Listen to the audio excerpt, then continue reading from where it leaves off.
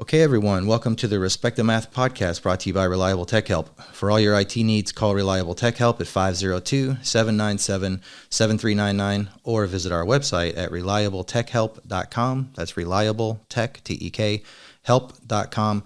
I'm your host, Digital David Snyder. Here at the Respect the Math podcast, we talk about everything from technology to business, science, popular culture, and more.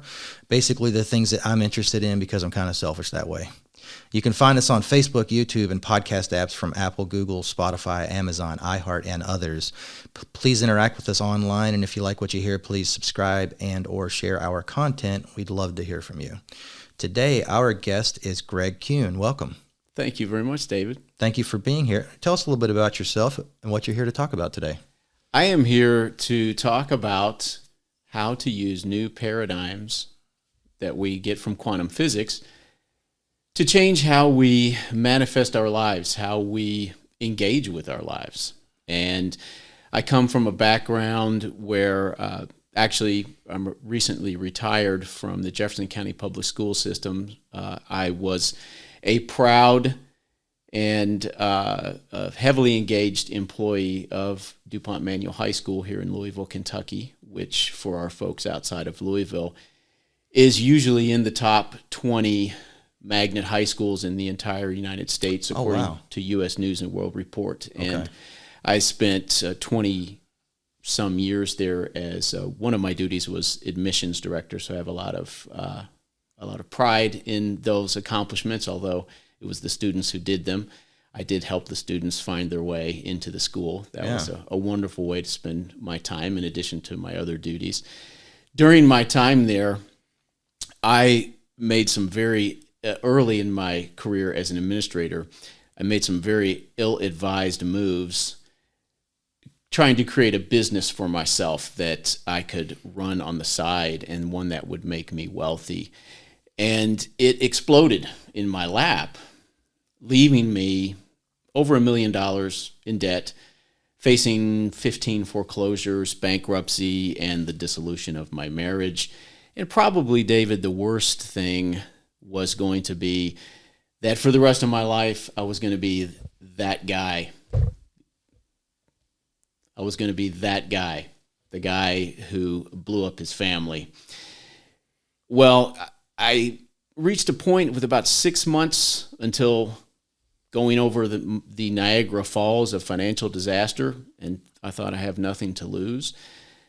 I had been studying a lot about quantum physics. I had learned a lot about quantum physics. I knew that quantum physics gave us new paradigms, which, of course, a paradigm is just a fancy term for the reasons we do things the way we do them. And I thought, well, what do I have to lose? You know, I was looking at a particular paradigm that arises from quantum physics where the observer and that which is being observed are but two different perspectives of the same thing. And I thought, well, if I'm the observer and what I'm observing is this financial disaster, personal and professional and financial disaster, if these are just two different perspectives of the same thing, couldn't there be a way to change it? And I created a method that worked so well that I simply had to write about it. I was posting on a forum that no longer exists called the Abraham Hicks Forum, and I was posting daily about my use of this method and how it was working. And the thread grew to such proportions that they put it in their Hall of Fame, and the forum owner said, Greg, I'm going to have to shut this down because this is turning into a blog. And it was during that time that that was part of what really encouraged me to write. But also the primary, probably 70% of what got me writing about this topic is I felt like people really needed to know about this because we know that we have agency in our life.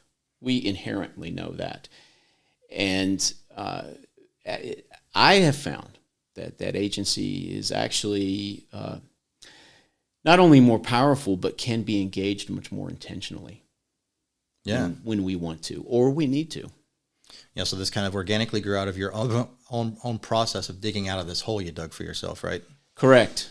I stopped digging, and I started climbing. Yeah. And indeed, I discovered that. And this was all taking place around 2006, 2007. I'm referring to my first use of what formally became my belief-raising process, which I write about in my new book and most of my previous books, too. I'm sure you can see that I have a book sitting in front of me right now. That is book number 8. Wow, congratulations. Thank you very much. My previous books, I write about my belief-raising process in them as well. Certainly, it is front and center here. It's an important thing to share about. Yeah, introduce the book to our audience. Well, absolutely. The book is called A Handbook for Those Already Born.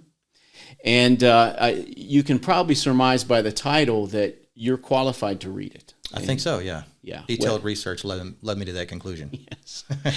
That's not the primary reason why I named it that. But I will say recently, and I know while I was writing it, there were so many occasions where I was putting pen to paper or typing on my PC, and I do, David, I channel information from the quantum field or the one consciousness, particularly strongly when I run and I create flow states. And I write about this in the book. I actually teach a technique where you can also follow suit and do this as well.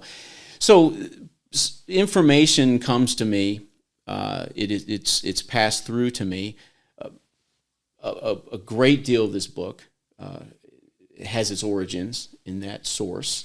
And as I'm writing, I'm thinking, I have a knowing that this information right here that I'm putting on paper is meant for somebody specific. I don't know who it is. And then I had the thought, well, how do you know you're not that person unless you read the book? And I'm not trying to be glib here when I say that, but I do believe that this book, which is essentially, one of my reviewers calls it practical self-help through an esoteric lens. I write the book as the quantum field, and so it is essentially a instruction manual from the quantum field or the one consciousness, letting a human know what you are, who you are, how you manifest life, and some very powerful ways that you can manifest life differently if you want to, need to, or choose to. Yeah, and you just recently launched the book, and I'm glad it's been a success for you so far. The full title is A Handbook for Those Already Born, How to Manifest Better Versions of Reality, right? Right. I'm really excited to have you on today. I want to make a few disclaimers before we get started in the heavy stuff. Greg is not a physicist. He's not claiming to be a physicist. I'm not a physicist. I'm not claiming to be a physicist. Just want to get that out of the way. We don't need criticism from the peanut gallery at the physics department at your local university here. We're not claiming to be physicists. I claim to be a person who studied physics for a long time, and I probably know more about it than the average person. But at the end of the day, I'm just a philosopher and an IT guy commenting on my understanding of physics as I have experienced it. And I think Greg can say the same thing. Second thing is, I want to give a testimonial for Greg. Almost every person I've encountered directly or indirectly by reading or listening to a podcast or watching an interview or reading a book that claims to bridge the gap between kind of how to author your life the way you want it to and what science is telling us about the fundamental nature of reality, they're either woefully ignorant and misguided or they're just dishonest, right? Greg is the real deal. You are the real deal. You are someone who is, I maybe just a handful of people I've encountered that is not trying to sell us snake oil, for lack of a better word, and leverage science to do so, right? Right. These are practical, accessible steps every person can take and to manifest the life they want, right? Right. And this is done with the hopes of helping people improve their lives, right? Correct. Yeah. Comment on that, please. Absolutely. In fact, my background, I'm a historian by training. That is my undergraduate degree.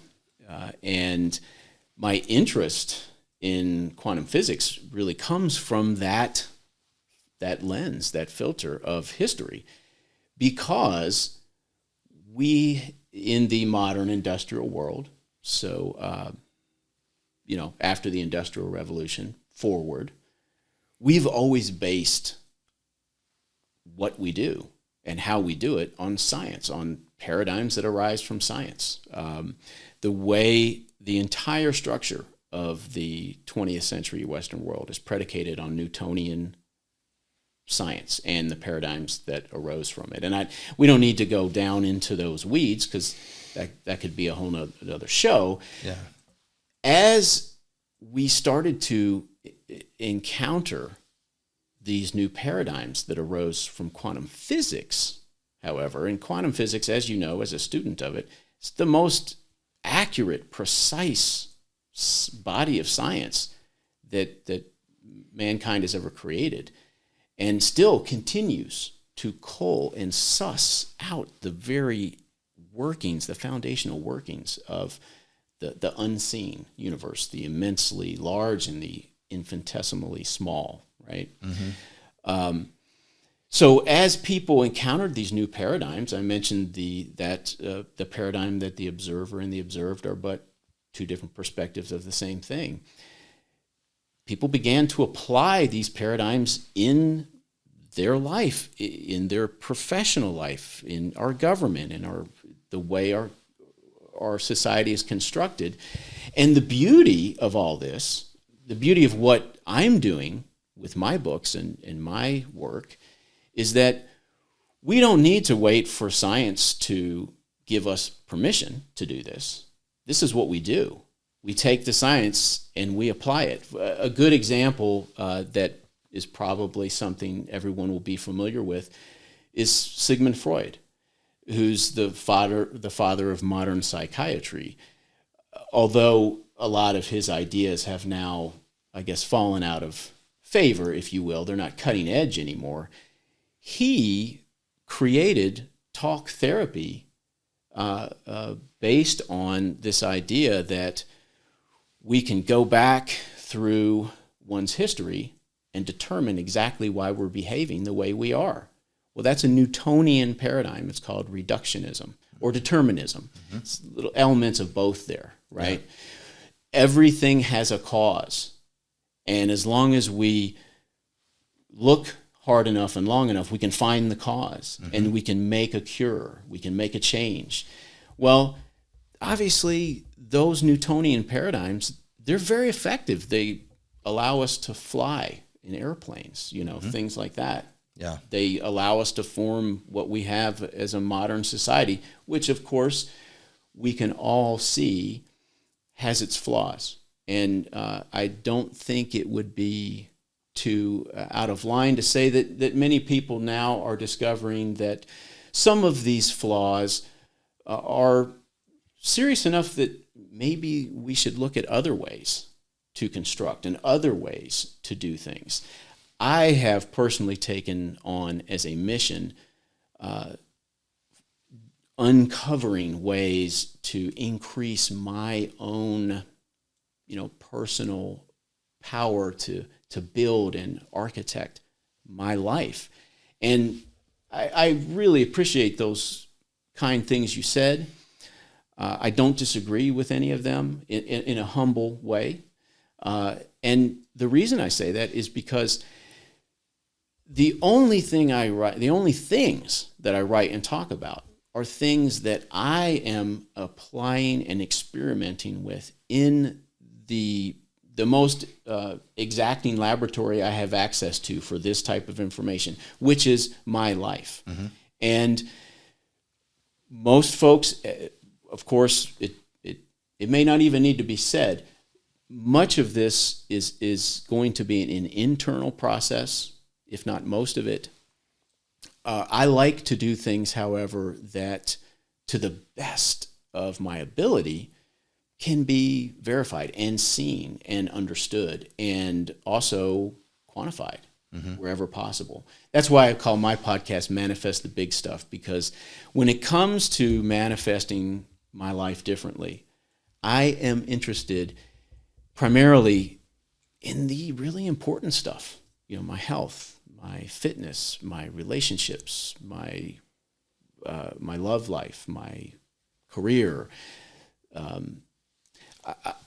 I love to have fun with this information, but I also love to see how I can move the needle in those places where not only we find we care the most about, but also tend to really present us with the biggest challenges as well. Yeah. I want to clarify something. Is it safe to say that this book is literally, like you said, a handbook for those already born? You don't have to have any advanced knowledge of science or physics or quantum mechanics at all for this to be accessible to you and to be implementable into your life to manifest the kind of life you want, right? Not at all. In fact, this book, of my 8 books, actually, I have a study guide for this book now available, so technically I have 9 books. This is probably the book where I talk the very least about quantum physics, explicitly, if you will. And my supposition, for me, my typical reader, my typical client is going to be somebody who isn't necessarily, certainly not an empty vessel, and isn't necessarily coming to me empty-handed. We're always looking, aren't we, for ways to motivate and inspire ourselves, and new ideas that are useful and applicable that we can then meld into our own construct for how to best work through life. I personally, when it comes to the big stuff, those are big rocks, and I think the more the merrier. The more help we can get. This is a big boost. Yeah. Let's lay the groundwork a little bit for kind of what's going on here in the conversation. So briefly, Isaac Newton created calculus to explain his understanding of gravity, what keeps the moon orbiting the Earth and all the planets orbiting the sun. And so he basically founded kind of modern science and what we call determinism. So if I throw this pin in that direction at a certain velocity, I can predict with absolute accuracy exactly where it's going to end up at any given point in time, right? And to us, accessible to us in our daily, everyday experience, all that stuff is intuitive. It works. You don't even think twice about challenging it, right? But along came Einstein and Niels Bohr and Max Planck and some other folks, and they started trying to make sense of the science of the very small, fundamental particles at the time at least. We're talking about the constituents of the atom, electrons, protons, and neutrons. Now, we've since discovered more fundamental particles, but for purposes of this conversation, that's as small as we need to go. Turns out, if you shoot an electron in a certain direction at a certain velocity, not only can you not predict where it's going to end up, the most accurate statement you can make about where it's going to end up is a probabilistic likelihood that it will end up here or there, right? And so that was you talk about paradigms, that was a major paradigm shift because we don't see pins. Well, it might end up there with 70% certainty. It might end up here with 5% certainty. We never see that in our daily lives, right? Ever, right? Mm-hmm. And you mentioned Newton's equations. We used little more than Newton's equations from 200 years prior to that to successfully launch a rocket and land people on the moon, right? Right. To our everyday, accessible, intuitive, common experience, that's all you need, right? Well, it turns out that there's a little more to the story than that, right? And so what we end up with after studying these subatomic particles is that the best way to describe them is a probability of a certain outcome occurring or not occurring. Well, they also determined that the best way to describe that probability of that outcome occurring or not occurring is a wave. And so we went from this fundamental idea of electrons, protons, and neutrons being like little balls, little point-like particles, to spreading out through space-time in the form of waves. And the wave tells us the probability of a particular outcome should we run an experiment or a test on that particular particle. And so we have duality. This came around, I think, around 1905, roughly. And so we still have the tried and true Newtonian classical mechanics. If we think about everything as a point-like particle, the concept of locality comes into play, again, which is just a fancy word for I know where it's going to be. If you can give me enough inputs, I can give you an accurate output. Well, that's one way to think about it. The other way to think about it is a probability wave of possibilities, right? And so this is kind of where the science picks up for what you prescribe for people to manifest the life they want, right? Did you want to talk about that? Well, yeah, absolutely. I mean, we could do a whole another several episodes. Yeah, I want to stop myself from going down some of those rabbit holes to get into the meat of what we're here to talk about today. You know, for me, David, there's a couple things that come to mind. One is we are energy. The microphone is energy. The table is energy.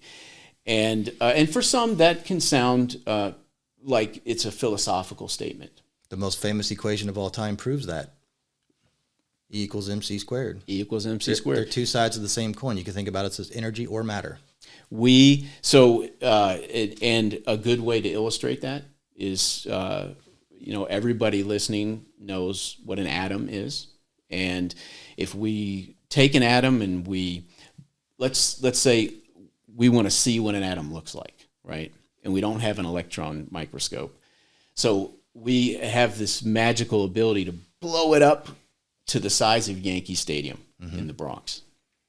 And we do that. What does it look like? I don't know, because there's nothing there.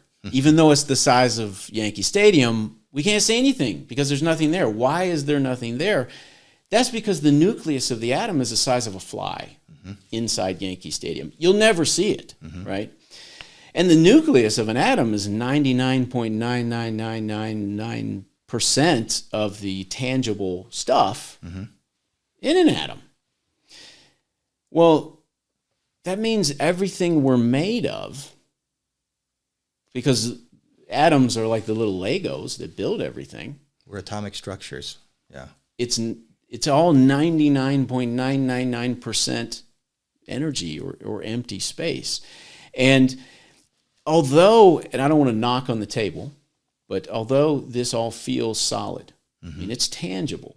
It's actually the result of magnetic energy repulsing the atoms that are comprising my hand and the table. Negative charges repelling. Yes, this is all. And so everything here not only once was a possibility wave before it was observed, it still is a possibility wave.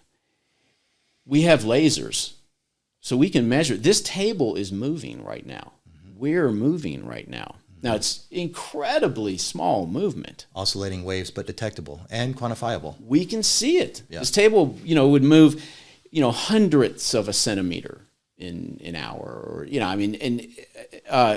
but because it is still a wave. And we're not talking about space-time movement orbiting the sun and all that. We're literally talking about the object itself is an oscillating wave. It is moving independently of all else. Right. Right? Because outside of classical motion. So we don't abandon, although we are experiencing physical form, and we're experiencing the physical form of all else here in the material universe, we can call these time-space events. We're a time-space event. We're a time-space event that possesses consciousness. I don't know what else possesses consciousness in this material universe. Do plants, do animals, do other things? We can make guesses. We can make educated guesses. We know we do, though. Well, let me back that up. I know I do. Because one thing I can never do is experience David's consciousness in the sense of, your unique self that you have. Well, one thing we do know is that a consciousness possessing entity, a consciousness possessing 3D time-space event, like a human, we are collapsing the wave, the potential of the quantum field into discrete material objects every second of our life. That is what we do. And furthermore, what I'm doing and what David's doing in this collapse, this ongoing manifestation, you're manifesting your own unique individual version of all this, just as I am. We assume that our versions are sometimes identical or very, very similar, but we know that's not the case, right? We know how subjective it is. Probably the simplest example is if I said, Trump won the election in 2020, and then you said, Trump ought to be in jail, right? Well, we're looking at the same thing. We're rendering or manifesting, though, something completely different.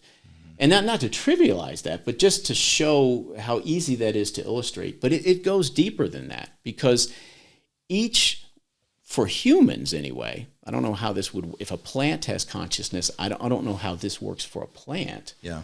But humans, the way we're doing this, we all inherited beliefs when we were small children. And we inherited the beliefs of our caregivers, whatever they had to give us. So those beliefs, and they're stored in our subconscious, in our amygdala. And those beliefs, the right, the wrong, the indifferent, the capable, the incapable, the limiting, the abundance producing beliefs, and everything in between, they are manifesting the form, the function, the meaning, and the value of everything. Now, we were taught, the first beliefs we were taught were beliefs about our dimensional constructs, height, width, depth. We were also taught about how light works, light, dark, contrast, so that we could manifest a three-dimensional world that we could have agency within.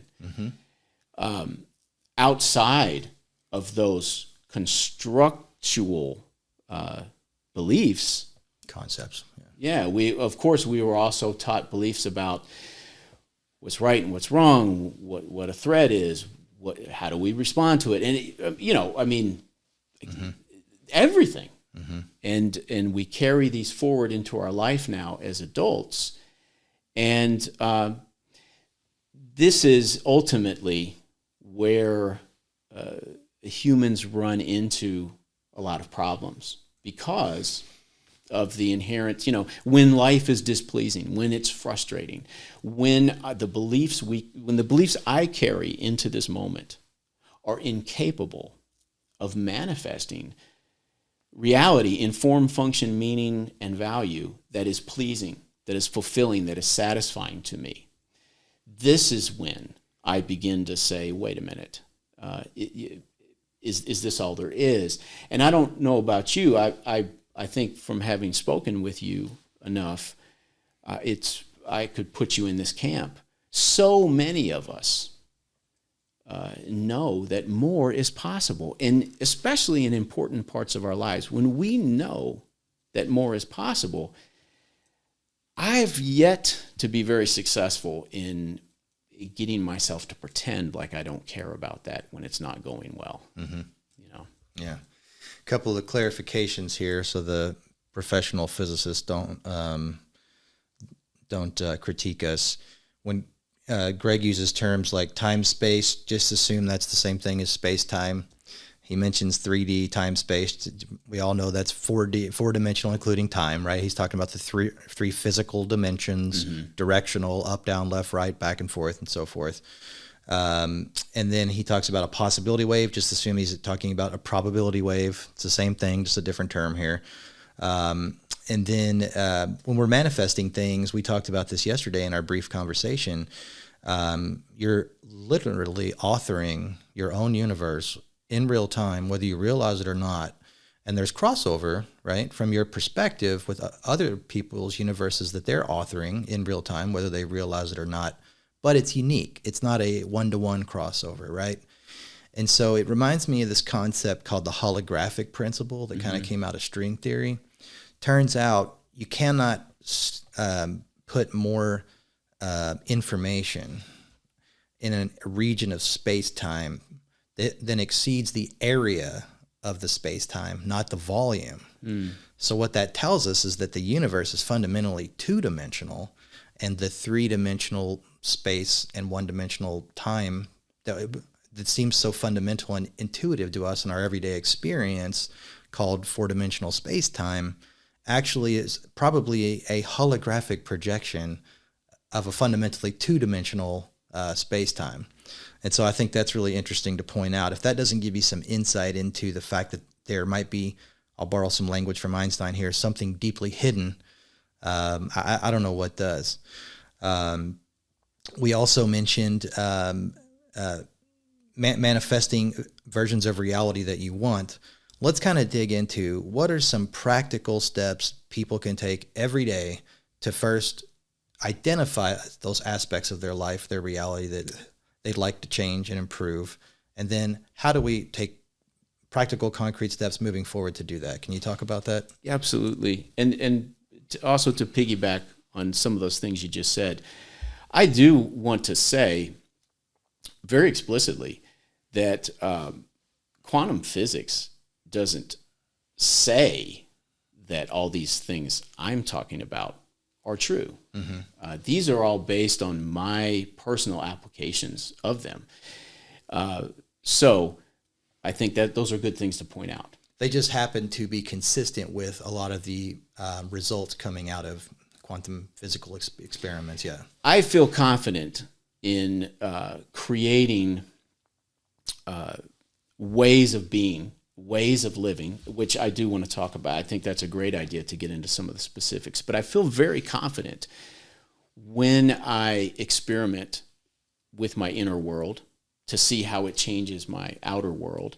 And I base those experiments on paradigms and things that I learn and glean from quantum physics because of the precision, because of the accuracy in describing the true inner workings, if you will, the unseen. So practical. Well, this book, A Handbook for Those Already Born, the heart of this book is 3 high leverage access points that all humans have to change the reality that they're manifesting. And the first one is preparing ourselves to meet the opportunities that are given to us in each moment. That's the first high leverage access point. And none of these, by the way, are rocket science.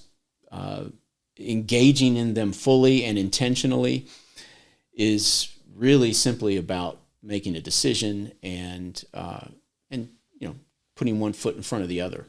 The second access point is growing our beliefs, our inherited beliefs, into alignment with the versions of reality that we truly desire.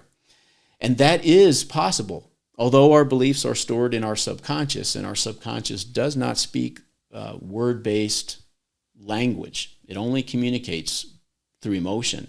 It only understands emotion, and only emotion that is authentic or honest or matches how we really feel. My belief-raising technique does work. It works very well with the subconscious, and it does work. It works every time I've used it. I have changed my life. So that's the second access point. And then the third access point is found in how we engage with reality. And this, to someone who's never read my books or maybe never even encountered this type of information before, that's probably going to sound the most familiar.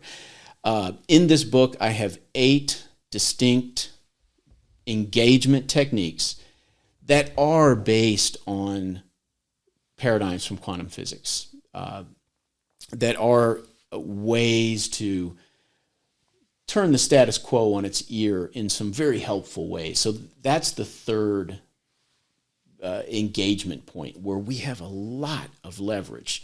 So I in practical terms, we could talk about any or all of those three. Yeah. Can you restate the three? The first one was? The first one is preparing ourselves appropriately to meet the opportunities that are being presented to us in each moment of our life. Perfect. So we're preparation, belief raising, and then engagement with the world. Preparation, belief raising, and engagement with our life. We mentioned earlier, you talked about some kind of practical and existential, fundamental cognitive concepts we form, navigating a three-dimensional world, and what's a threat and what isn't, what's acceptable behavior and what isn't. I would think that those things, which at the time were just practical life skills you were learning, down the road you can really explore those and say, oh my gosh, this has been limiting me in this or that way, right? And so your three areas here, your three access points, you call them, I would think they'd be effective at identifying those and working backwards to try to edit those, right? So that you can move forward and create a different manifestation of reality based on undoing some of the damage that was done, at that early age of your life, right? Yeah, actually, we're provided with the absolute best, most precise feedback tool that I can imagine, our feelings. So just springboarding on what you shared, our feelings are feedback to us, direct and personal and tailored specifically to us. They are feedback regarding whether the beliefs we bring into this moment are capable of manifesting the reality we really desire here. And so when we talk about these access points can really give us a lot of agency and leeway.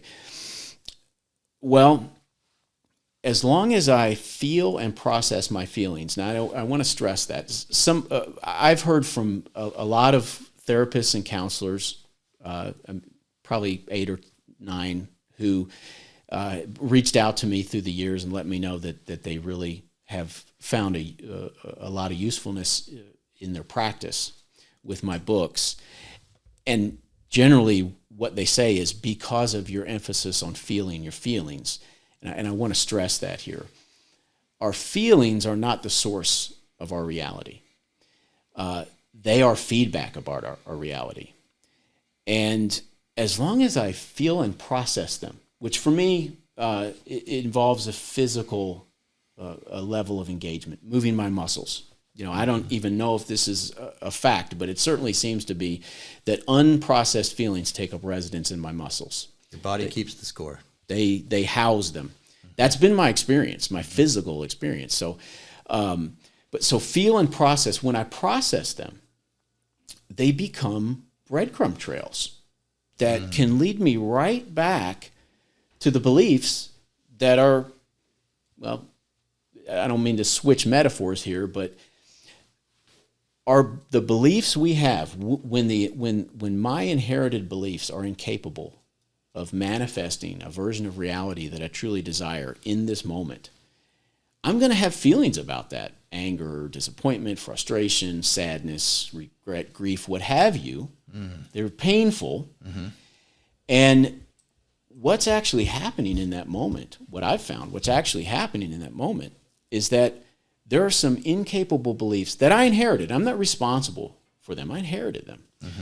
But they are actually obscuring the light, if you will, of the real me, the field of energy, the quantum field of energy that I really am, and everything really is. That pure, wonderful light, which is really nothing but love and abundance, gets obscured by limiting or incapable beliefs that I inherited. And those beliefs cast a shadow that falls over me, and those are called painful feelings. And when I process them and feel them, it gives me an extra added ability to turn around and say, what's casting that shadow? And, sometimes it's a rut I've fallen into. Sometimes it's just I've gotten off the track. And that happens. It happens to all of us. It's a very valuable exercise to look back and recognize and realize that, because we have tools. I've got tools in the engagement techniques that allow us to address that in rapid fashion. When we're not just in a rut, though, when this is a part of our life where we've been regularly, continually frustrated and disappointed for too long by whatever measurement we want to use, that's where my belief-raising process can come into play. But those feelings are they never lie to us. Mm-hmm. They're not who we are. Mm-hmm.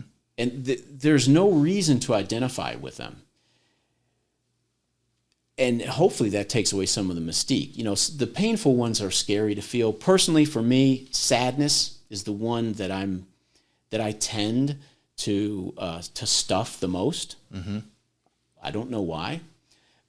So stuffed feelings become the monster in the closet. Mm-hmm. Their power, or their assumed power, grows. In our fear of them grows. We work harder and harder to keep them tamped and stuffed down. Well, they're just waiting to be felt and processed so they can give us information. Mm-hmm. They're not causing the problem, right? They're not manifesting the reality that is eliciting them. And furthermore, feeling and processing them is not going to pour concrete around them. It's not going to anoint them or those experiences as what's really happening.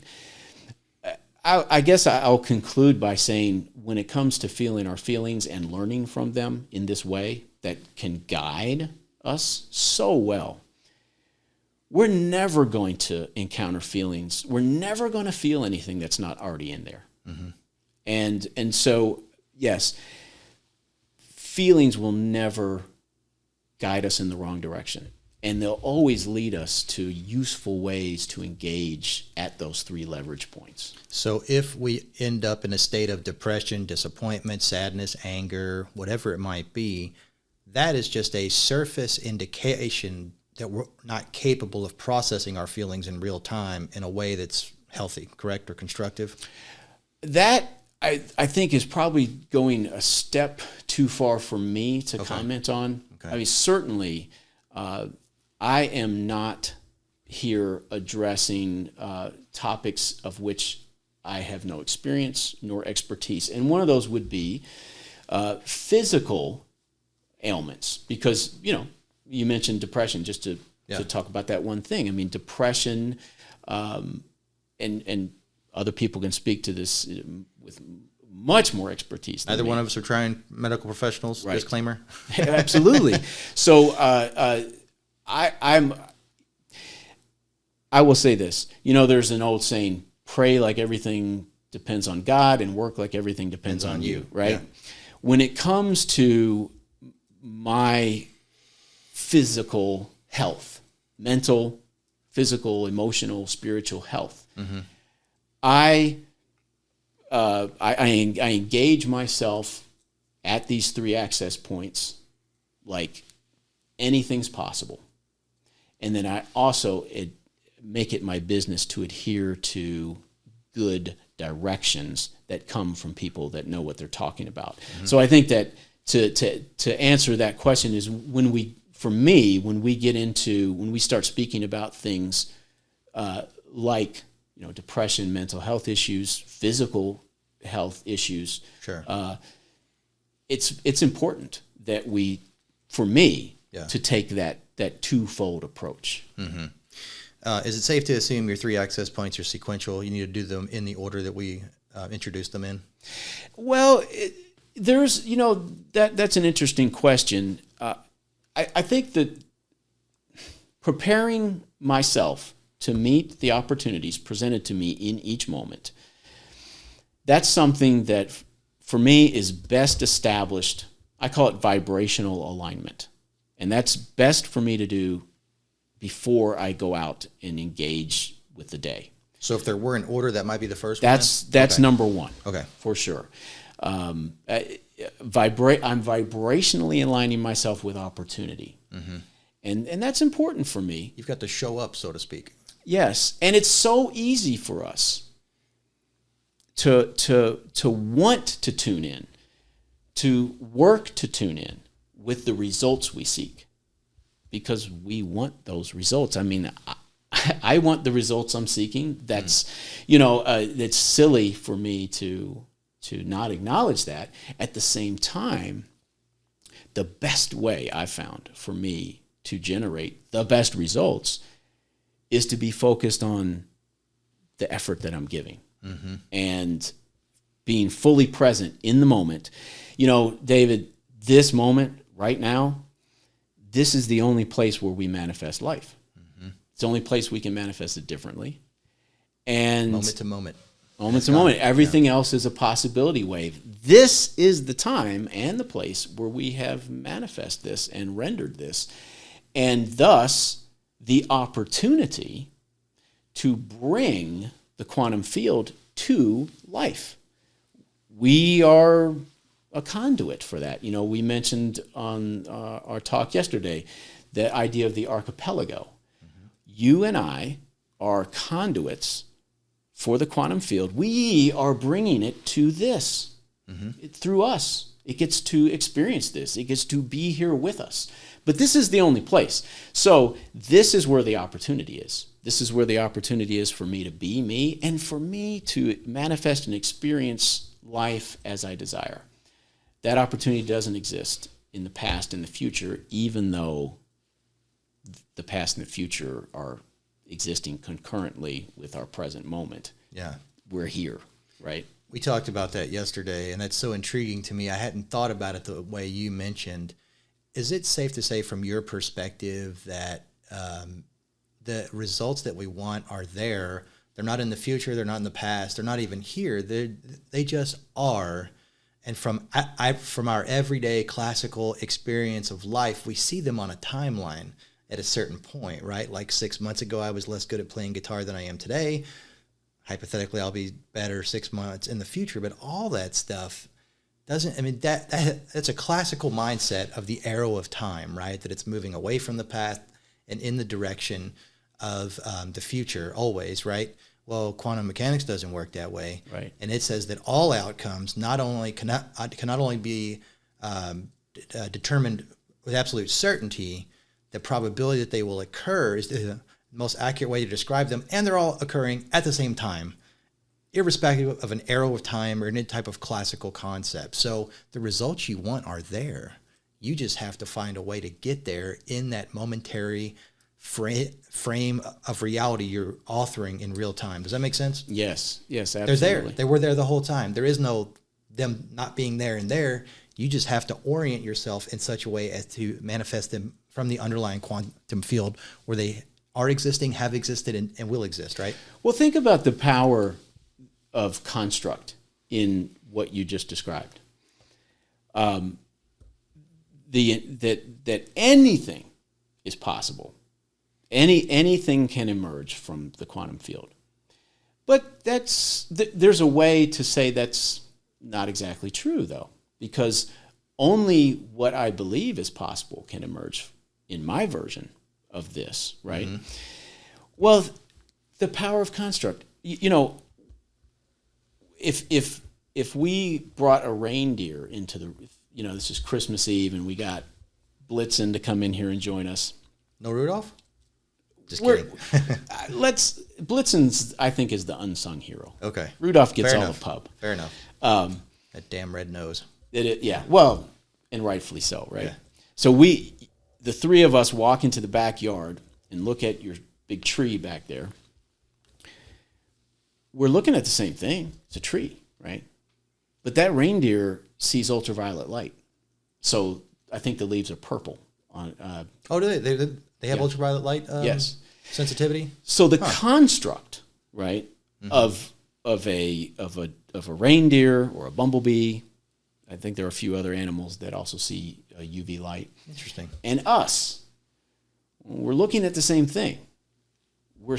However, it's got different form. It's got different function. For the deer, it's food. For us, it's shade. It's got different meaning.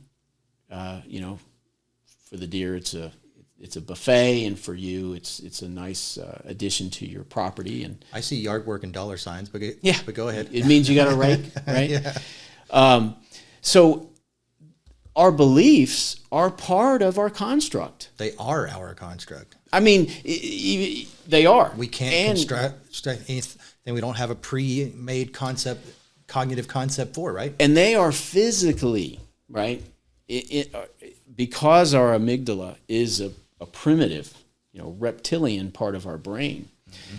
Its one job is to keep us alive and then safe underneath that. So what it does, its job is to manifest a reality that is reliable and predictable as possible. That gives us the greatest chance of staying alive. Existentially precise. So when we inherited those beliefs, they got put in there, and they're there to stay. And the subconscious is great at maintaining that reliability and predictability because it's got this low wall security around the beliefs we inherited. Now I say low wall. The wall is high enough that word-based communication and logic cannot penetrate it. Neither can, I'm going to say, manufactured emotions. Emotions regarding something that don't match what we really believe about it. That can't get through either. Well, I guess that safeguards us from, having a flight of fancy or a whim or a strong emotion, and then, we change something drastically that we later regret. I don't know. If we could do that, I guess we could do the old pot of gold. But the low wall security around our subconscious, while it does, it protects our beliefs and thus our reality from those sorts of massive and sudden changes, it is low enough that we can change our beliefs as long as we work in partnership with the subconscious. If we come to it with emotional honesty, and my belief raising process, what I do and what I teach, because I use my belief raising process all the time. In fact, I just used it, and I'm making podcast episodes about my latest use of it. Essentially, it's very simple. We adhere to strict emotional honesty, keep it private, right? We don't ever have to share this, but we determine how we really feel about this part of our life right now, not how we wish we felt or think we ought to feel or should feel, how we really feel. And it's going to be painful. It's going to be an emotional vomit because we're working this process on parts of our lives where we're frustrated, where we know more is possible and we're not finding it. We're not manifesting it for some reason. We find how we really feel, and I'll hold this up. It's highlighted because I've been using it, but this is my emotional reference chart. Whoops, turn it the right way. Emotional, not that you can read that, but I find where I really am. The last time I used it, when I wrote out how I really felt, I realized I was worried and nervous. I was worried and nervous about this part of my life. Well, then all I do is I take the very next emotional state. This is an ascending list of emotional states. I go to the very next emotional state and I say to myself, well, what must I believe about myself and my life to feel this way about this part of my life? And where I started at worry and nervousness, the next emotional state is frustration and aggravation. Now, it's pretty easy for me to answer that question. What must I believe about myself to feel frustrated and aggravated about this situation? Because that's not a quantum leap to positive emotions.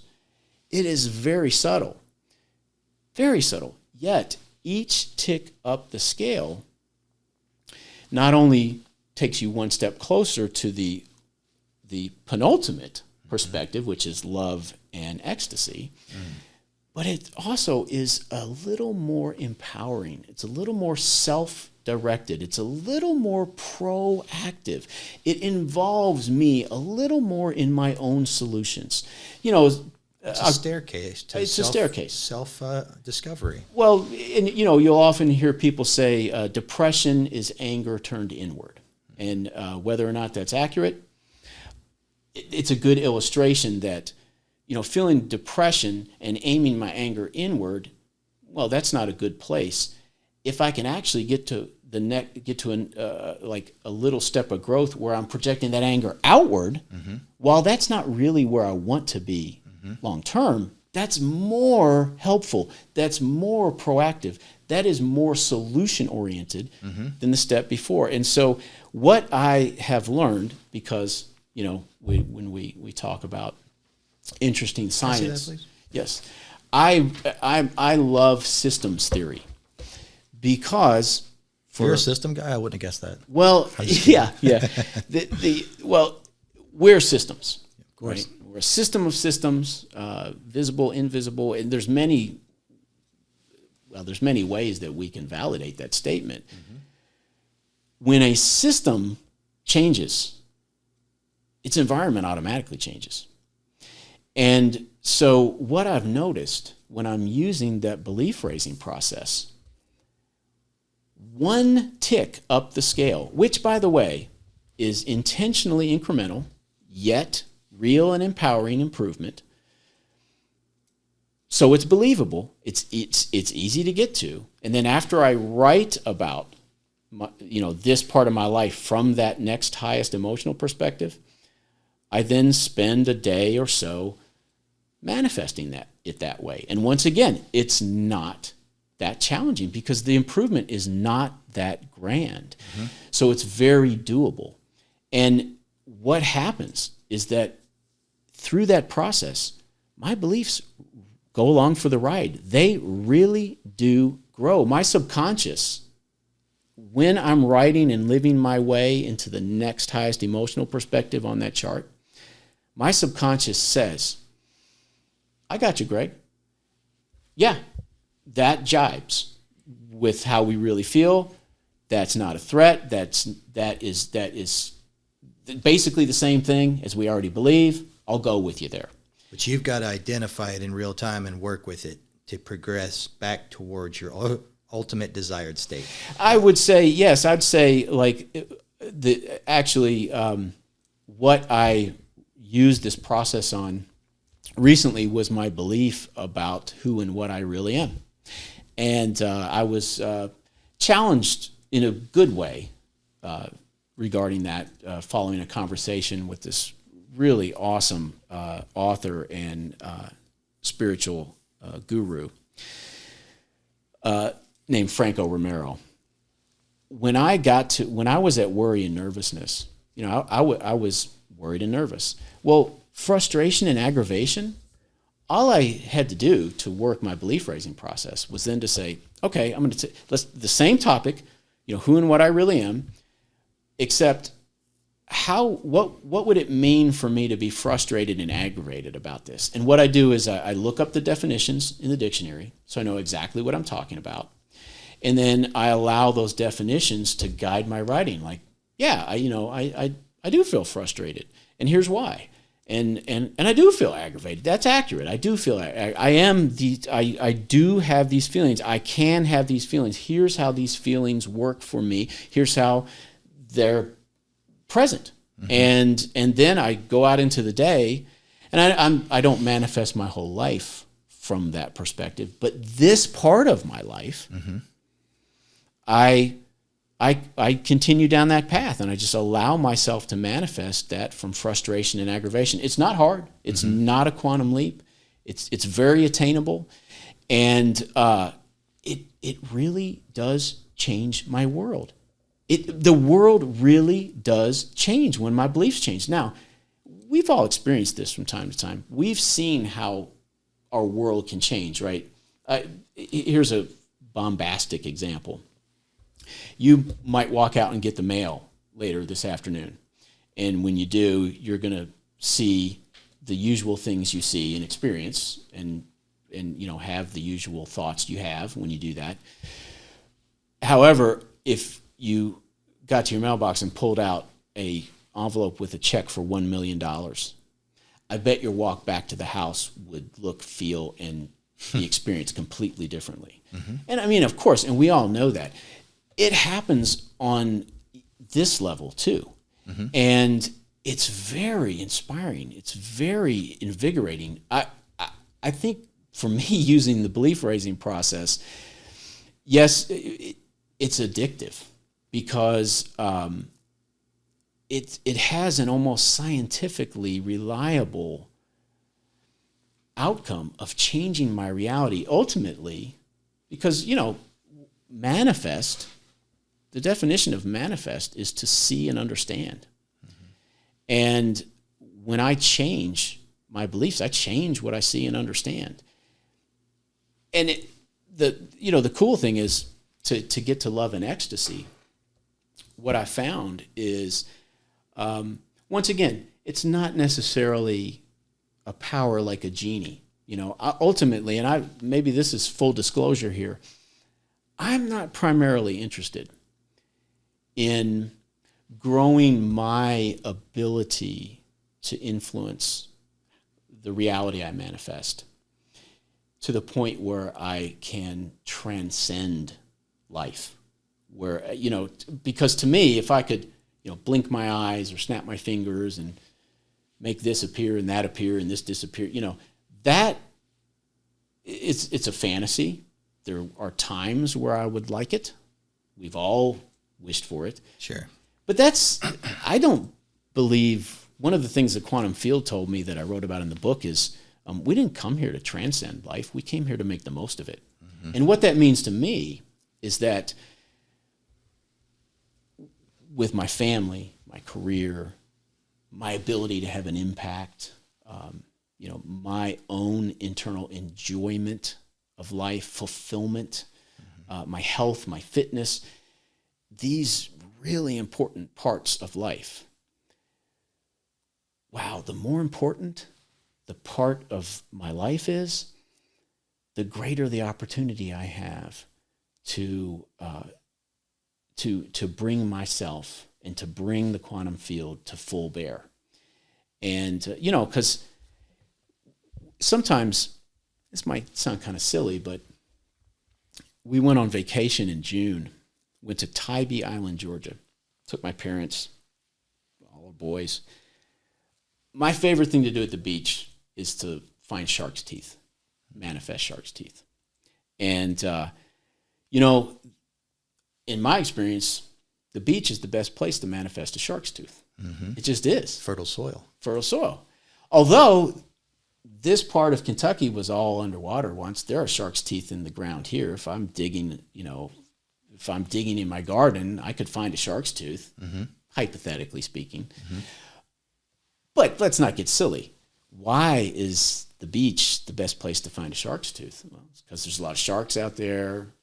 It's where we always find them. Mm-hmm. It's very natural. And so why wouldn't we go to the beach if we want to manifest shark's teeth? Why wouldn't we change our beliefs if we want to manifest something different? And why wouldn't we do that in the most important parts of our lives? And what I found is those really important parts of our lives, while they can be challenging and often present the fuel that brings people to books like this, I know it does for me, mm-hmm. They are like the beach with shark's teeth. They're the most fertile soil mm-hmm. for the life we want to have. They present us the greatest opportunities mm-hmm. for the life we want to have. I like that. I've got some thoughts that came to mind while you were talking about that.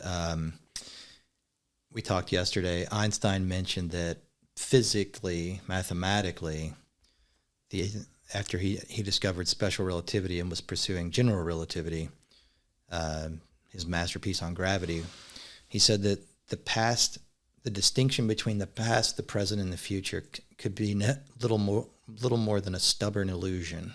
I think that's worth saying. Something else that came to mind when you were talking about is Hugh Everett. Most people don't know who Hugh Everett is.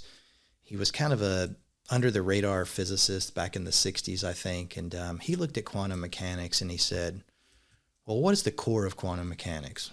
Basically, non-classical, non-local reality. Mm-hmm. And he said, so you're telling me that the best answer you can give me is a probability of an outcome occurring. Well, he said, well, if you're telling me the most accurate answer is that, then you're telling me that literally any potential outcome of an experiment not only will happen with a certain probability of occurring, they all have to happen simultaneously. Because if you don't give me that deterministic, absolute yes or no, this will happen, you can't tell me that any of them don't exist. If you can't tell me any of them don't exist, then they all collectively must exist at the same time. And so we got from him what's called the many worlds interpretation of quantum mechanics. He went further to say that every single potential outcome from an experiment assigned a probability of occurring does happen, will happen, and there's a universe created in that moment for that outcome to occur. Now think about that. If that's not mind-blowing and empowering, I don't know what is. And it reminded me when you were talking about manifesting various versions of your life. Are you not creating a universe where that version of Greg exists in that moment? I know that that's not the good trained scientist way to look at it, because some people would call it, hocus pocus or new age, whatever, right? But I'm tempted by that, right? If I can collapse a wave function of probability into something concrete and classical, why can't I take that same mindset, that same self-awareness, that same approach, and manifest the version of reality that I want over and over again, right? Do you have any thoughts on that? Well, that's my supposition. That is my aim. I'm not trying to be perfect. Would never even think that I'm perfect, nor intentionally hold that expectation. But that's ultimately what I'm doing on a day-to-day basis, and that approach completely informs my writing and teaching and speaking and coaching. And what you just said, you made me think, one of the definitions of optimism is the belief that one is living in the best of all possible worlds. Mm-hmm. And my response to that is, then I'm an optimist. I know I'm living in the best of all possible worlds. Why? Because this is the world that I'm in. All those other ones, I'm not there. Now, there may be a version of me, fully conscious, that is saying the same thing, right? There could be an infinite versions of you, depending on your flavor of infinity in the multiverse. Yeah, absolutely. Yeah. However, this is the one I am, mm-hmm. right? In this moment. In this moment, right? And moving forward, I plan to carry myself with me, as I go. Mm-hmm. That's my aim for as long as I can. We know that energy can't be destroyed. I mean, it can only change form. Mm-hmm. So we know that what we really are, the energy that we really are, can't be destroyed. I don't know what that energy was doing before it was doing this, but I do know that the energy that is now me isn't separate from the quantum field of energy. It's a part of the quantum field of energy. It's just a part of the quantum field of energy that's doing something unique. Mm-hmm. And if you don't mind me reprising that archipelago metaphor, please. The quantum, think of the quantum field of energy as an archipelago. And the most common thought when when someone thinks about an archipelago is that it's a chain of islands, like in the Pacific.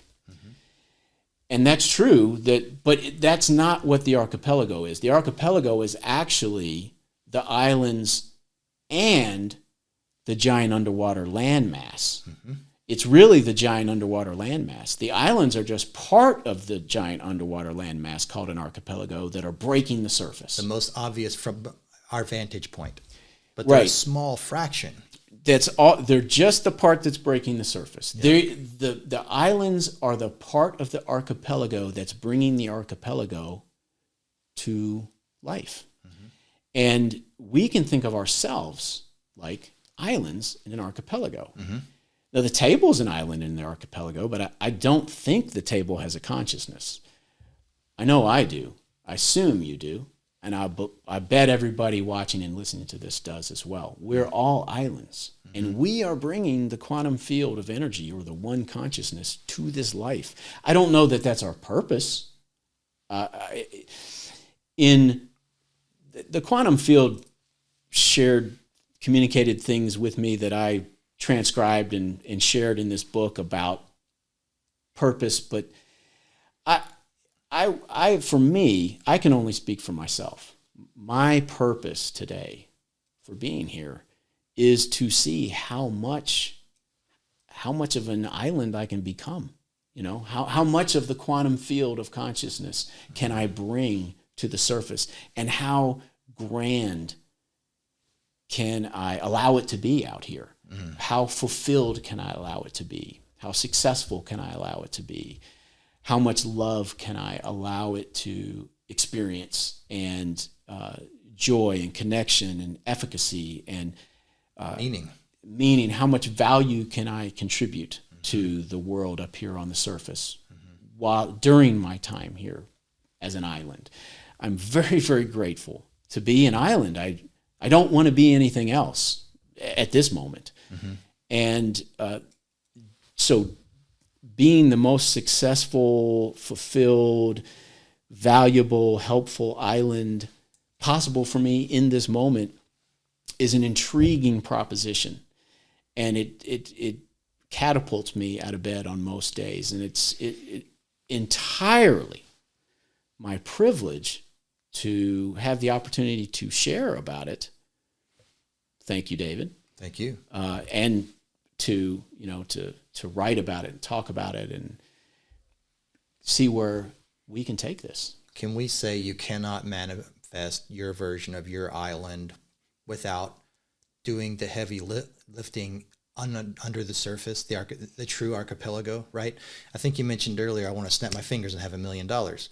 Well, that's trying to take an under the surface process and have it manifest with above the surface actions. Does that make sense? Yeah. So is it safe to say that, we cannot, in our temptation, right, in our culture and people around us tell us, oh, just make it happen above the water, right?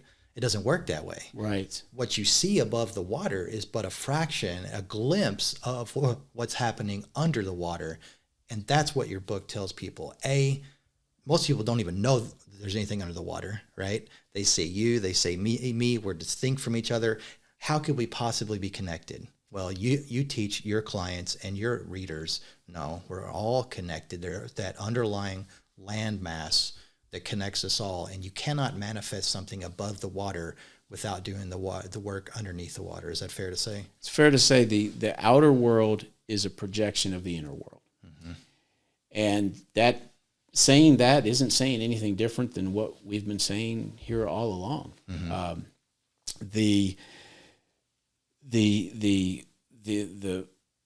There's an old joke. I will say manifesting, first of all, I think I mentioned this earlier, but we're all manifesting our life. We're whether all you want to acknowledge it or not. Whether you believe that or not, whether you adhere to self-help or personal growth material that facilitates that or not, you're manifesting your life. There's no opt-out.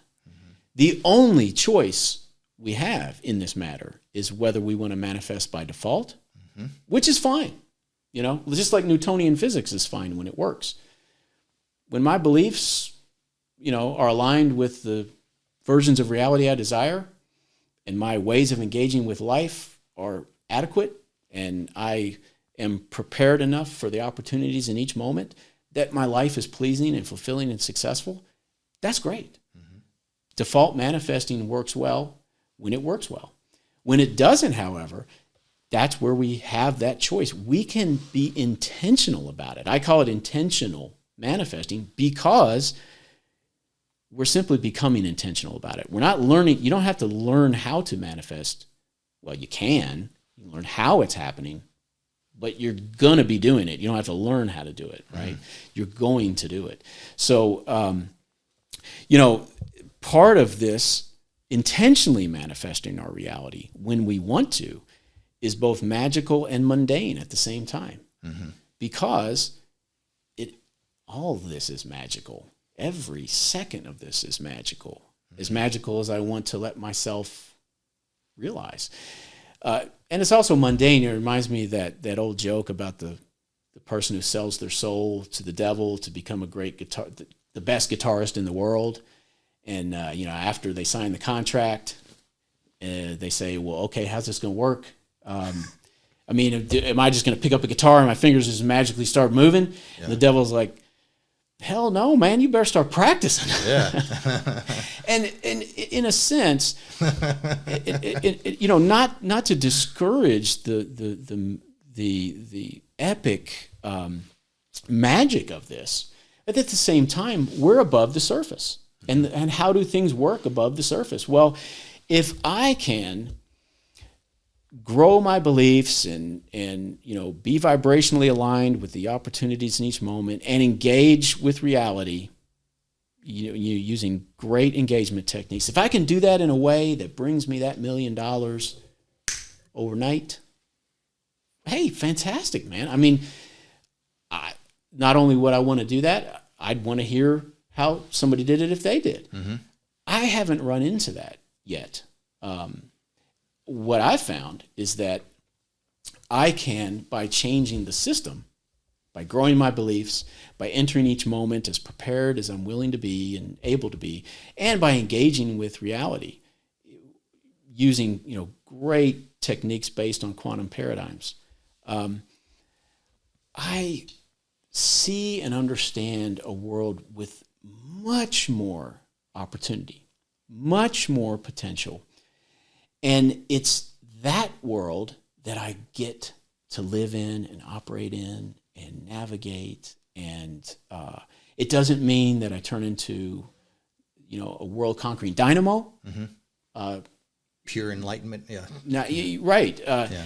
It means that my life can be more fulfilling, and I have so many great opportunities that I get to take advantage of to the extent that I'm willing and the extent that I choose. And what more can we ask from life than the opportunity to be who we want to be and to do what we want to do, especially when those things impact us in the most important part of our lives, especially when I can make my version of reality beneficial to other people's versions of reality. Mm-hmm. When I can be an asset, and that the reality I'm creating, the universe I'm creating, has a positive impact on other people. It's an incredible, incredible gift. Yeah. You call yourself the LOA science guy. That's the law of attraction. I don't think our conversation would be complete if you didn't at least give us a few thoughts on the law of attraction and how that specifically plays into your thoughts, your process, your methods. Sure.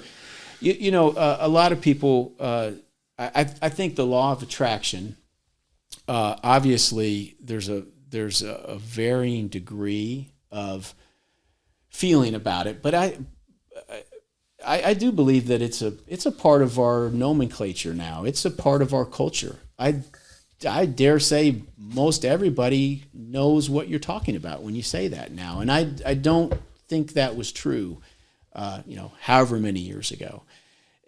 So as a concept, it certainly provides the potential for people to find their way to, being able to manifest their life better. I can say that some of the tenets of it, absolutely, I am right there with. And I always appreciate reading people's encouraging, helpful, positive, useful thoughts and experiences on ways to increase my own agency. When people say the law of attraction says that like attracts like vibration attracts like vibration, my only caveat to that, in my personal experience and the way I write about it, is that we have to be careful to discern between my vibration that I'm, let's say, manufacturing, and my vibration that's authentic, what I really believe about things.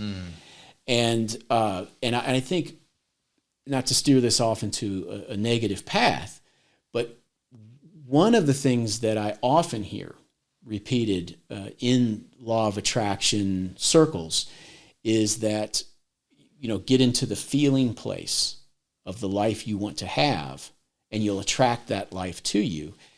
And what I would say is that creating feelings, better feelings than what I have right now. If you, like, for example, if this interview went horribly awry and you kicked me out of your house and said, you're a waste of my time, I'm going to have feelings about that. Ugh, I'm a failure. He's right. Whatever, right? Mm-hmm. Yeah. And I could get in my car and I could say, you know what?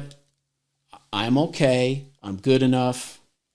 He doesn't really know me. Whatever. I could give myself positive affirmations. Yeah. And I could change how I felt in the moment. And everything that I would have been saying to myself is probably true on some level. Mm-hmm. And B, feeling good is a good thing. There's nothing wrong with feeling good. There's nothing wrong with feeling better than I felt before. But what I need to understand, and the way I teach it, is that while positive affirmations have that, they're one of the techniques I teach about. Mm-hmm.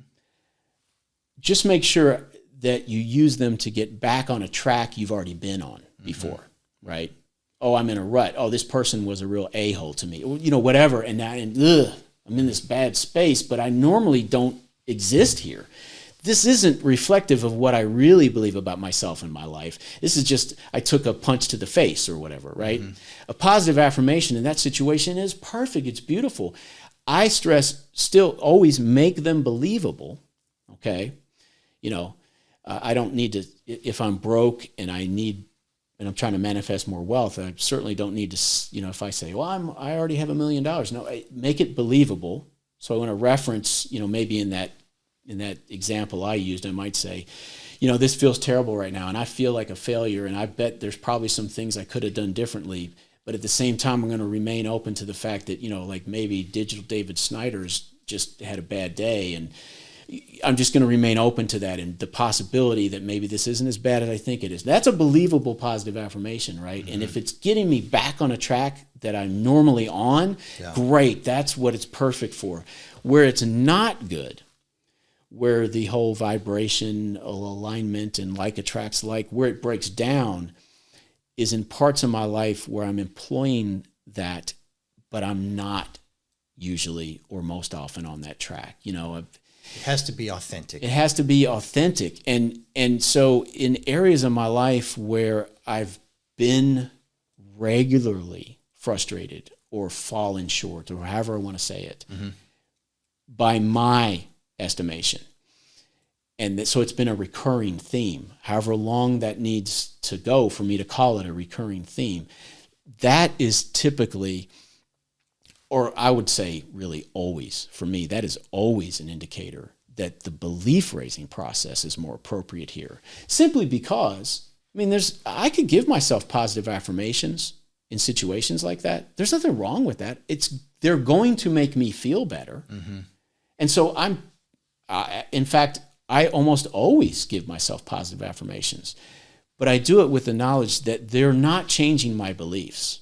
Because if those affirmations, if the feelings that accompany them are not lining up with how I really feel, based on the beliefs that are in my subconscious, all they're going to do is make me feel good. They are not going to move the needle because of that low wall security around my subconscious. Yeah. And that so in terms of the law of attraction, I mean, really, and I'm not saying that that's something that I would quibble with. However, and I do certainly embrace the law of attraction as a concept, and it has its domain. Yes. Yeah. I have some slightly different takes on how to engage it usefully, and in all fairness, they're based on experience and personal success. Yeah, I think it needs to be said for those not familiar with the law of attraction. It's been around arguably since the beginning of humanity. Rhonda Byrne gave us her great book, right, The Secret, many years ago. Kind of the theme in the book was all these things are going wrong in her life. And one day she realized, wait a minute, I'm the common denominator in all that. So if I created a life I don't want, doesn't that mean I'm empowered to create the life I do want? And so she went on this journey of self-discovery and realized that thoughts become things, and we can change our beliefs about ourselves based on the language that we use to describe our reality. And then we can edit our fundamental beliefs and start manifesting the life we want. Beautiful thing about it is she quoted people all throughout history that were successful. And the one that stayed with me, and they all seem to understand the law of attraction. They didn't call it that, but it's the same thing, right? It's just a title. The one that always stuck with me was Henry Ford. Whether you think you can or you think you cannot, you're always right. And so I think that needs to be stated.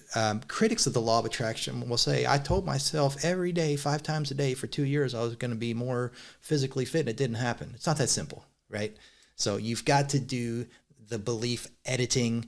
You got to take that personal, authentic, raw inventory of yourself. Dr. Phil said everybody has a personal truth, right? They can look beautiful on the outside and what seems to be a great career and a great family and live in the right neighborhood, drive the right car. But if their internal personal belief, their personal truth about themselves is inconsistent with that, that's who they are, at least to themselves, right? Right. So I think it's a great conversation. The law of attraction obviously plays into a lot of what you do. I had a couple of more thoughts before we wrap things up here. I wanted to give you the opportunity to say you meet somebody, say you're stuck in an elevator, the elevator breaks down. It's you and this other person you don't know. And you're like, well, I'm a friendly guy. I'm going to have a conversation with this person. We didn't want to be here, but this is the circumstance we find ourselves in. Right.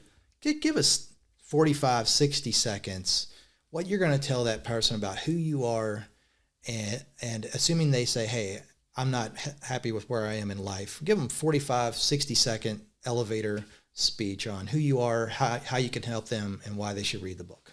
So this is a person who has asked for this information, correct? Right. With that, yeah. Okay. Yeah. That's an important clarification. Yes. That it is. Yeah.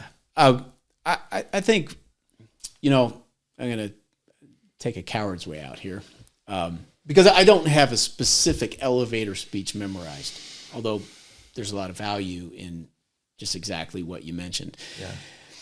To the best of your ability. So one of the things that I have been experimenting with lately is making sure that the information is accessible as possible. Accessibility is everything. So ultimately, what I might say to somebody in that situation is that there was a time in my life where I was absolutely hopeless, that I wouldn't have bet $1 on my ability to dig myself out of a hole that was going to essentially bury me for the rest of my life. And what I learned in that horrifying circumstance, which turned out to be an incredible opportunity to reform myself, is that the outside world is a reflection of the inside world. Now, here's where I want to make sure that this information is accessible, because there's an element to this, and I think this bears mentioning, that suggests that I'm to blame for my problems. And that is something that I encountered, and I am certain most people run into, especially when you get into the most important stuff, the big stuff. If I'm manifesting my life, are you saying then that I'm manifesting all this bad stuff? Well, what I would say is this, and maybe this is my elevator speech. You're not responsible for manifesting the bad things in your life, in the sense that you're not responsible for the beliefs you inherited. You didn't ask for them. In fact, when they were given to you, you lacked the agency, even the awareness, even if you had the agency, to say, well, wait a minute. I don't think that's going to serve me later in life. Here's an example, deviating from the elevator speech. And think about if I'm growing up and my mom, let's just say hypothetically, my mom thinks I'm a little chubby, and she doesn't want that. She doesn't want me to get made fun of at school. She thinks I might be unhealthy when I grow older. There's a lot of good reasons why she doesn't want me to be chubby. And so what she does is she's like, Greg, you need to lose weight. And I'm 6 years old, 6 or 7 years old. Greg, you need to lose weight. And she, because of how she knows to be a human, she gives me tough love about it. Like, that's tough. That's the way life works. And hey, no, don't eat that ice cream or whatever, right? Now, let's say that despite my mom's best intentions, what I ultimately get from this whole, because of the way it went down, what I ultimately get out of this is that I need to be thin to make my mom happy. That's not what she intended. Mm-hmm. And that is a belief. Well, I'm now going to carry that belief with me into adulthood, and it's going to be protected, right, from flights of fancy and sudden bursts of emotion. Yeah. And what I'm going to do, well, Greg, you're going to leave your mom's house. Who cares? Mm-hmm. But wait a minute. What's going to happen is that as I make relationships outside of my house, I'm going to bring that belief to those relationships. And I'm going to bring a belief that says, I need to do fill in the blank to make you happy. Mm-hmm. And the more important you are to me, the more important it is for me to do that to make you happy. Mm-hmm. And while that's not going to destroy my adult life, that's not a very healthy approach to relationships. Mm-hmm. And it's not going to, for me, create the best pathways for fulfilling relationships. Mm-hmm. for a variety of reasons, mm-hmm. right? Mm-hmm. So I go through my life, and maybe I'm now 45 years old, and I've whatever, I've had a divorce, or I've had some wreckage, not my whole life, but I've had some wreckage that has emerged because of this belief that I carry around with me. Mm-hmm. But all I see in my Newtonian view is, hey, I did my best to make you happy, and you rejected me. Mm-hmm. Why wouldn't I feel that way? And so a person in that situation, which we've all been in situations like that, we're going to be in situations like that in the future because we're carrying those beliefs around with us. It can feel rather accusatory. If I'm in that situation and someone says to me, hey, you manifested that. Yeah. Like, screw you. Yeah. I did my best and I did a good job. And that person turned their back on me. Yeah. So what I would say is that playing with the subjectivity of life is not something we do because we're doing something wrong. Mm-hmm. Or we're manifesting this incorrectly, or we're doing something bad. Playing with the subjectivity of life is something we do because we can. Because we can. Mm-hmm. And so when I'm displeased, why wouldn't I?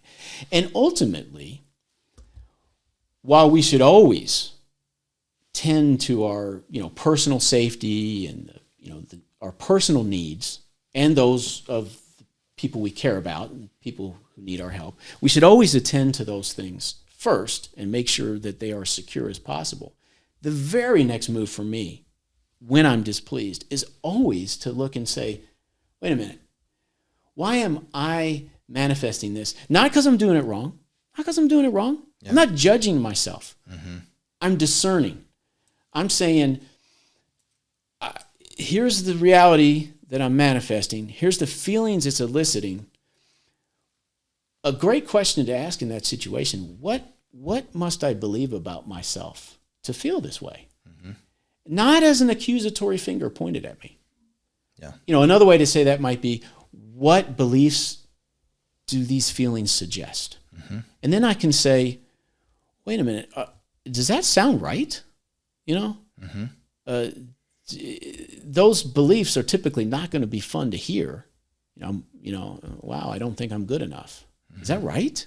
Do I and maybe it's not. Maybe I just need some positive affirmations. Mm-hmm. Like, wait a minute, this isn't what I really believe. Honestly, authentically get myself back on track here.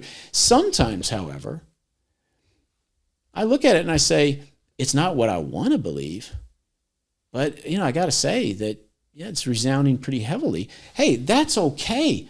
I just got a gift. My feelings pointed me to some beliefs that are obstructing the light of who and what I really am, which is love and abundance. Mm-hmm. All I need to do is go through the belief raising process. Write about how I really feel, and then look to the very next one on the emotional reference chart, and I'll write my way into that. And coincidentally, in terms of how much work is required to do this, it usually only takes me, how many emotions are there on the list? 20. There's 23 emotional states. I don't always start all the way at the bottom, but because the growth is so incremental between the different emotional states, mm-hmm. I'm usually able, as soon as I can say, I'm manifesting this part of my life from this new emotional state, mm-hmm. I'm ready to write on the next one. I'm even from the beginning, I'm ready to write on the next one, in most cases, mm-hmm. the next day. And so to step away in the right direction of any of those points on the list is progress, essentially. It's progress. Yeah. I'm going to attempt to answer the question I asked you. About the 30 to 45 seconds. Yeah, I'm going to take notes. So tell me if I'm wrong here, okay? Yes. I would say it's two-part, and this, of course, is simplified, right? Mm-hmm. First of all, you're going to say to that person, you probably have a lot of beliefs about yourself that are limiting your life and harming you that you had nothing to do with. They were given to you when you didn't even know what the concept was. So you're going to free them of the burden of the guilt, right? Mm-hmm. Of ending up where they are, when the majority of which they had nothing to do with, no capacity to understand or influence that whatsoever. So mm-hmm. you're going to free them of the burden of the guilt that can come with that. And then once you help them do that, you're going to give them a GPS. You're here and you want to get here. I'm going to hold your hand and show you. We're going to put one foot in front of the other. There's no shortcuts here. It's this, and then it's this, and we're going to take one foot in front of the other, logical, organic steps to get you from where you are now to where you want to be. Is that a fair? That's not only fair. I took some notes. I wrote that down. To that point, and I agree with what you said. I love the GPS illustration. I am launching a one-on-one coaching program, actually. I'm going to do that one-on-one with individuals. In fact... Tell us about it. Okay. In November 14th, I'm going to have a Facebook Live event on my personal Facebook page to launch the program. And in the event, I'm going to do a lot of fun stuff. I'm going to give away autographed copies of books. I'm going to give away pennies that I've manifested. I'm going to give away some courses. And we'll have some cool conversations. That'll be on November 14th. I'm going to accept 5 clients for this initial round. We'll begin in mid-January 2024. And I want these to be the right clients, okay? So that it works beautifully, as I know that it will and does.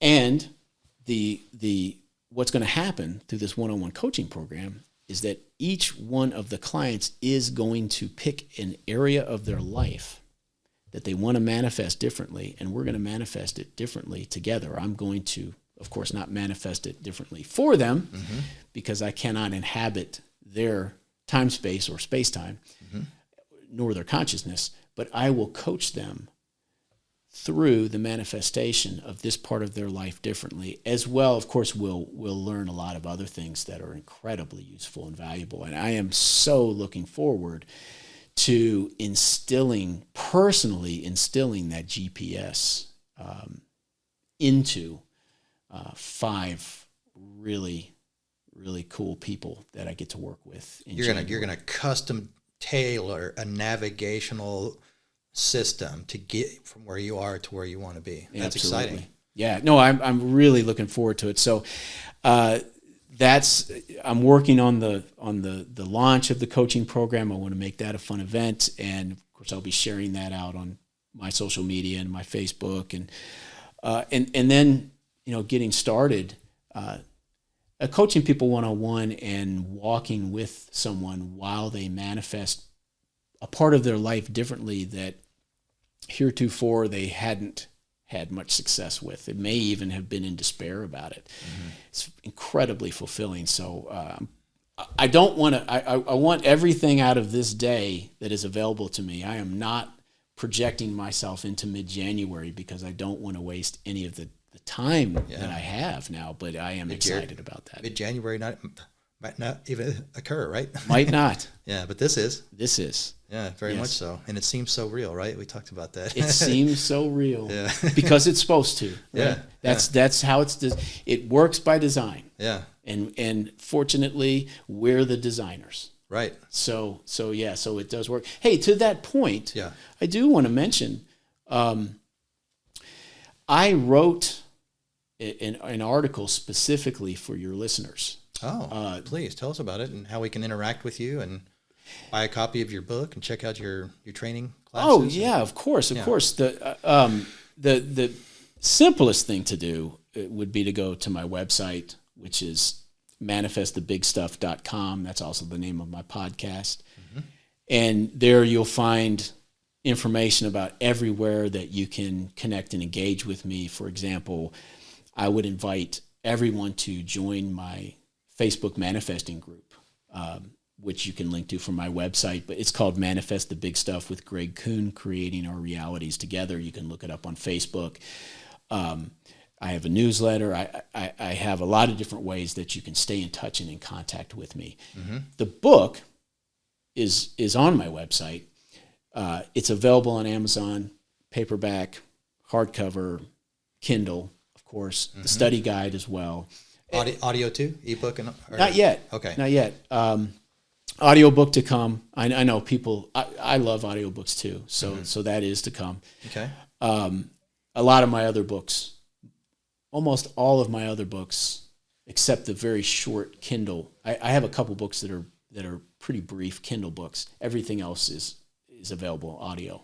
This one will be soon as well. And links to all this will be posted with the show notes for the whatever platform you encounter this on, Spotify, Facebook, YouTube, etc. So I have a link for you to the art, and the article is about most of the things that we talked about. It is specifically written for your audience. It's available nowhere else, and it is all about the connection between quantum physics and the paradigms that arise from it or that we glean from it, and the law of attraction or intentional manifesting. So we take a dive into most of the concepts that we refer to today and tie them together. And in the article, I've got 3 action steps that you can take right now to begin to take advantage of the way that paradigms from quantum physics empower our ability to manifest our life. I'm really excited about your book. I'm really excited about what you're doing. You and I are kindred spirits. I want to encourage people. I love the title, A Handbook for Those Already Born. one way, one kind of reverse engineer that would be, if you're listening, I think this applies to everyone, so it's kind of a secondary significance behind your title. All of us can look inside and say, there's at least one aspect of my life I'd like to improve, right? Mm-hmm. And so I think in that sense, that's the universal appeal of your book. If you want to be more fit, if you want to have a better financial life, better relationship, more fulfilling career, whatever it is, I believe reading this book can help anyone listening. So I can't recommend it enough. I'm looking forward to reading more of the book myself and hopefully implementing some of your practices and life experiences into manifesting the life that I want to live. And that'll segue into the next segment of our show. I have 3 questions for you. All right. This segment of 3 questions is brought to you by our nonprofit See Good to Be Good, which aims to act as a source of hope, motivation, and inspiration to help folks achieve their dreams. We're currently accepting donations of time and or money to help fund our needs-based scholarship to help a young person pay for their education in the arts. If you'd like to help us with that, please let us know. Question number 1, why are you successful? The success that I have, the greatest successes that I've had, they're predicated on collaborating with people who mentor, coach, advise. It's my successful life is the direct result of communion and collaboration with other invested people. I like that. Why are you happy? I am happy because I am intentional about it. Although I don't always achieve it in a moment-to-moment basis, certainly. I mean, I say that like that would be a surprise. I am happy because I am alive and present in this moment with the opportunity to take full advantage of the stage that I'm given, which is where I get to follow through on all my decisions about my actions, my ideas, my attitudes, and my focus. It's on that stage that I get to be Greg Kuhn and do Greg Kuhn things. And what a wonderful opportunity. I love it. Final question. What obligation do you feel to help other people? The obligation I feel to help other people it's central. I can tell you this. We all have self-interest, and I'm no different. And I certainly wouldn't vilify self-interest. When it comes to this work, and I've done a lot of it, I'm doing a lot of it, I'm going to do even more of it. When that needle starts to move into self-interest, I can tell right away. It is not fulfilling to do this based on self-interest. Alone, right? It is fulfilling to do it. And part of the reason why I say that is because, isn't it ironic? That means that I like to do this with the intent to help others out of self-interest. Yeah, was Mother Teresa selfish? Maybe it made her happy to help people, you know? Yeah, well, maybe she was being selfish. Yeah, it does. There's you know this, you've heard this. You know, getting feedback from people that I've been valuable. First of all, you had to give me that opportunity. Mm-hmm. And if you find me valuable, that's you manifesting me that way in your universe. I didn't do that for you. I did everything I could to arrive in your universe, in a form, function, meaning, and value that would make it easy for you to do that. But that's all I can do. You did that for me. Mm-hmm. Thank you, for doing that. Yeah. And how fulfilling is that? It's more fulfilling. Yeah. To hear that I've been of value to someone than to get a paycheck. I like to tell people, once you climb your own mountain, the next best fun thing to do is to go back down and help somebody climb theirs. True. So true. That's probably the reason that I climb it in the first place. Yeah, I heard recently, if you're a leader and you find yourself alone at the top of the mountain, you aren't a good leader. Right. Leaders bring people with them. Yeah. That's well said. Bruce Lee once said, "We can see through others only when we can see through ourselves." I like that. One more time, thank you, Greg Kuhn, for being here. Your book is tremendous. I really think anybody listening can improve various aspects of their life just by learning from your experiences and then implementing your steps to manifest the version of reality that they want. Again, we will put all of Greg's relevant social media links, Facebook, YouTube, where you can find his podcast, buy his book, sign up for his training sessions and coaching sessions, will be available for you to do that.